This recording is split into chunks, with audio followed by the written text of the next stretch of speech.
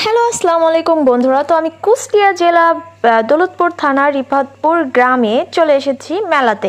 আমি অ্যাড্রেসটা সঠিকভাবে বলতে পেরেছি কিনা জানি না, বাট ভুল ত্রুটি হলে তোমরা ক্ষমার দৃষ্টিতে দেখো আর সঠিকটা লিখে যাবা।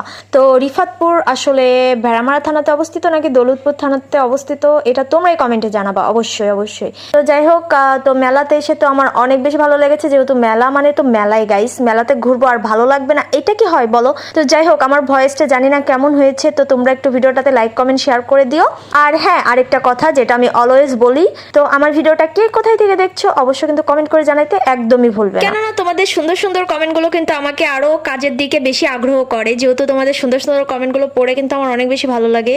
আর তোমাদের জেলার নাম কি এটাও কিন্তু অবশ্যই কমেন্ট করে জানিও। আর কুষ্টিয়া জেলা কারা কারা চিনো এটাও অবশ্যই বলতে পারো, ঠিক আছে? যেহেতু কুষ্টিয়া জেলা তো ম্যাক্সিমাম সবারই চিনার কথা। তো যাই হোক, আর মেলাতে ঘুরতে কার কার ভালো লাগে এটাও কিন্তু কমেন্টে বইলো। তো আমি তোমাদের অনেকগুলো অপশন দিয়ে দিলাম, এখন তোমরা আবার ভাইবো না যে আপু কি কমেন্ট করবো নাও, তোমাদের অনেকগুলো ইন্ট্রো দিয়ে দিলাম, ঠিক আছে? এগুলো কমেন্ট করতে পারো। তো যাই হোক, মেলাতে এসে আমার মনটা অনেক বেশি ভালো লাগলো। আর এটা কিন্তু অনেক আগের ভিডিও, ঈদের পরের দিন মেবি। তো আমি ব্যস্ততার কারণে এডিটিং করতে পারি নাই, তো ফাইনালি আজকে এডিট করেই ফেললাম। তো এডিট যেহেতু করলাম তো পোস্ট না করলে তো হবে না। তো যাই হোক, এডিট করে রাখলাম, এখন দেখা যাক কবে পোস্ট করা যায়। তো তোমরা সবাই দোয়া করবা যাতে আমি একটু ভালো করে ভিডিও বানাইতে পারি, লং ভিডিও যাতে তোমাদের মাঝে শেয়ার করতে পারি।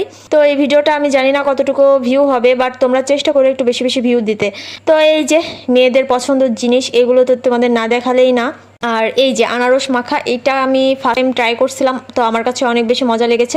তো তোমরা কে কে আনারস মাখা খেয়েছো অবশ্যই কিন্তু কমেন্ট করে জানাবা, ঠিক আছে? তো যাই হোক, মেলা তো মেলাই গাইজ, মেলাতে মানুষ থাকবে না এটা কি হয় বলো? আর মেলাতে এসে জিলাপি খাবো না এটা তো হতেই পারে না। তো আমি মিষ্টি লাইক করি না, তারপরে একটু খেয়েছিলাম আর কি। তো খাওয়া দাওয়া শেষ, ঘোরাফেরা শেষ, তো বাড়ির উদ্দেশ্যে রওনা দিতেছি। আর এদিকে আমি অনেক টায়ার্ড হয়ে গেছি। তো যাই হোক, আল্লাহ হাফেজ।